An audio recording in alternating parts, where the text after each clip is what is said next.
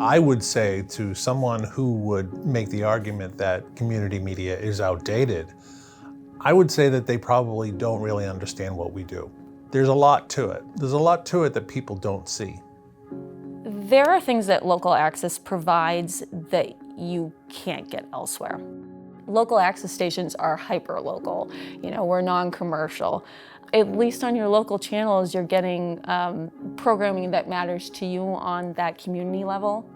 I don't feel like you're getting that much of anywhere else, especially where you know, local newspapers are disappearing, if not completely gone. You know, that's a hard reality to face. Community media matters more than ever in 2025 because knowing what is going on in your community, with your town government, with the donut shop down the street, that's what creates neighbors out of neighborhoods and keeps you informed and engaged. It's preserving democracy through transparency. Maybe you're not watching the school committee meeting, you know, all the time, but you don't want to not be able to do that. If the state doesn't address the revenue stream, it's all going to fall on the municipalities. And there are going to be some cities and towns in Massachusetts who can't afford this type of service. Now, I think that's a shame because I don't feel as though you could sort of dial it back. Can you all of a sudden stop recording those select board meetings and school committee meetings and airing them live for the public to see? This is an accessibility issue.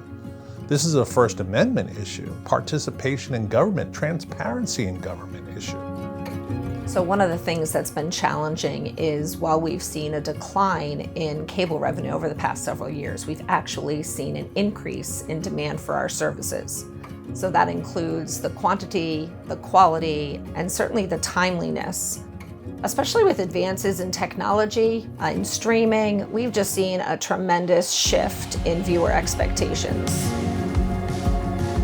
We understand that the majority of people out there probably don't watch community media outlets on a habitual basis, but it's the kind of thing that if it weren't there, at some point you'll be looking for it. Maybe right now you're not interested in those select board meetings, but wait until a developer wants to build something next to your house.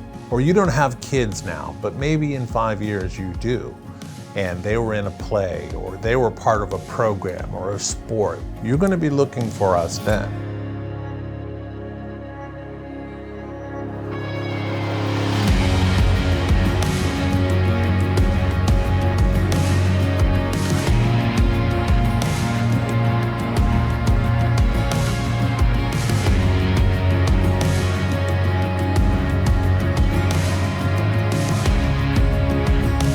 All of us are still in this industry because we believe in the mission. So when people walk into an access center, they know that they're talking to somebody who believes your voice matters and wants to help you amplify that.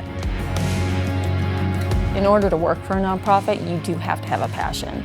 You know, we're not in it for the money. We really are a community service.